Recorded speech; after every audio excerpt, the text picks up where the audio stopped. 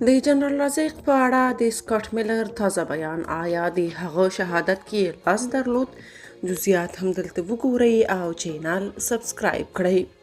د کندهار د امنیه قومندان جنرال عبدالرازق د شهادت په 5م تلین کې په افغانستان کې د امریکایي او ناټو ځواکونو قومندان د طالبانو د ایده چې دغه طالب ضد قومندان په وژنه کې امریکایانو لاس درلود ناسمه او پوچه ادعا وبلله.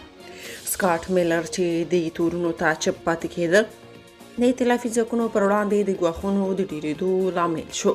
جنرال عبدالرازق چې د کندهار امنیه قومندان او د طالبانو د ډلې یو سختو مخالف و، د 1999 لمریز کال د تلې په 28مه له سکاټ میلر سره تر لیدنې وروسته چې له هغه څخه وتلو د طالبانو د یو بانفوذه کس چې د والي عسکر و له خوا شهید شو. جنرال سکاټ میلر په افغانستان کې د امریکایي او ناټو ځواکونو وروستی قومندان و.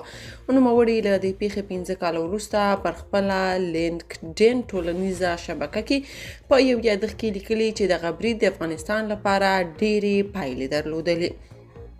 د هغه په وینا جنرال رازق نه یوازې د افغان امنیتي ځواکونو بلکې د ټول هیواد لپاره یو الهام بخښونکی مشر و. نوموړي لیکلي چې له دې پیښې وروسته طالبانو چې په اطلاعاتي ډګر کې ښه فعالیت کاوه لومړی ادعا وکړه چې یو لوړپوړی امریکایي چارواکی وژلی دی. وروسته یې کیسه نوره هم پسې پراخه کړه او امریکایي ځواکونه په ځانګړې توګه یې هغه د دې برید عامل وګڼه او امریکایي ځواکونه یې د رازق د وژلو مسؤل وګڼل. سکاټ میلر له جنرال عبدالرازق سره په ښو اړیکو د ټینګار په ترڅ کې لیکلي دا ادعا بې بنسټه وه ځکه چې ما ته نږدې کسان په دې پوهېدل چې ما او رازق په افغانستان کې د جګړې له پیل څخه یو بل پیژندل او تقریبا مثبتې اړیکې مو سره لرلې.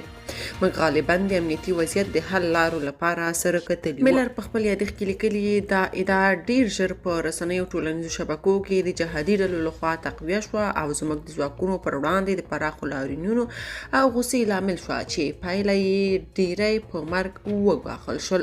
د امریکا دغه پخواني پوځي چارواکي ویلي چې د دغو تورونو پر وړاندې چوپ پاتې کېدل چې بې بنسټه ادعاوې تقویه نشي یوه تېروتنه وه. هغه لیکلي چې د دغو بې بنسټه ادعاو پر وړاندې چوپتیا د ائتلافي ځواکونو پر وړاندې ګواښونه زیات کړل چې د یو چیک او امریکایي سرتیري د وژل کېدو لامل شول. دغه پخواني امریکایي پوځي چارواکي وایي هغه درس چې د جنرال رازق د وژنې له شایعاتو زده کړی د اسرائیل د اوسنۍ جګړې او نورو ځایونو لپاره هم د استفادې وړ دی. بلخوا یو شمېر خلک بیا پر طالبانو د نیوکې په ډول وایي چې ولې یې د یو ستر کافر قومندان پر ځای مسلمان وواژه.